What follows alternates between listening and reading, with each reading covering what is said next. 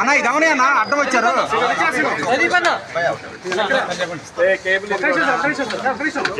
Knowledge ప్రకారం ఇప్పటి వరకు కేసు లేదు. ఒకవేళ పోలీసు వాళ్ళు ఏదైనా నెట్టిస్తే అది కూడా మీకు రివీల్ చేస్తాం సార్. మ్యాక్సిమం మనం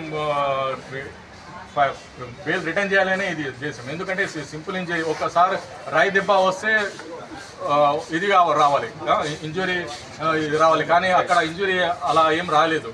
సింపుల్ ఇంజురీ మీద జగన్మోహన్ రెడ్డి పొలిటికల్ టాక్టిక్స్ కింద మరియు ఆంధ్ర పీపుల్కి కన్ఫ్యూజ్ చేసి లబ్ధి పొందాలి విషయంలో ఇది చేశారని మనం కోర్టుకి ఇన్లైట్ చేసాము.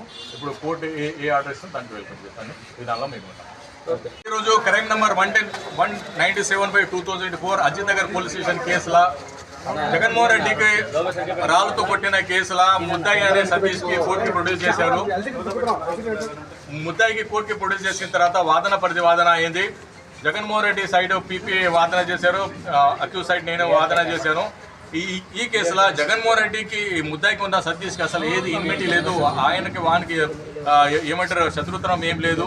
ఇతనికి అతనికి ఆస్తి గొడవలు, అసలు పార్టీ గొడవలు, ఇతనికి అతను ఏం లేదని మనం కోర్టుకి సబ్మిట్ చేసాము. కోర్టు మా వాదన వినేది. వాదన వినిన తర్వాత కూడా పీపీ వాదన కూడా విన్నారు. పీపీ వాదన కూడా లేదు, సింపుల్ ఇంజరీ కూడా 307 కట్టవచ్చు అని వాళ్ళ వాదన చేసి ఏదో కేసులో మధ్యప్రదేశ్ కేసులో పెట్టారు. కానీ మధ్యప్రదేశ్ కేసులలో వాళ్ళకి ఆల్రెడీ గొడవలు ఉన్నాయి. ఆ గొడవలు ఉన్నాయి, దానికి దీనికి లింకప్ అయిందో ఈ కేసులో ఈ బాబు ఫ్రెష్ క్రైమ్లో ఉన్నారు. ఇతనికి అతను ఇన్మిటీ లేదు. ఇన్నోసెంట్ పర్సన్ మీద చేయాలి. ఎందుకంటే court only last door of the justice. మీరు క్రెడిబిలిటీ మెయింటైన్ చేయాలి. ఆ బాబుకి రిమాండ్ రిటర్న్ చేయండి. మీరు కావాలంటే ఆయన పోలీస్కి ఇంట్రాగేషన్కి ఇన్వెస్టిగేషన్కి సహకరిస్తారని కోర్టుకి అష్యూరెన్స్ ఇచ్చారు. అది కాకుండా సతీష్ బాబు విజయవాడ మూల నివాసి, విజయవాడలో ఉంటాడు. ఆయన కలర్స్ ఆఫ్ లా నుంచి ఎక్కడ పారిపోయే మనిషి కాదు.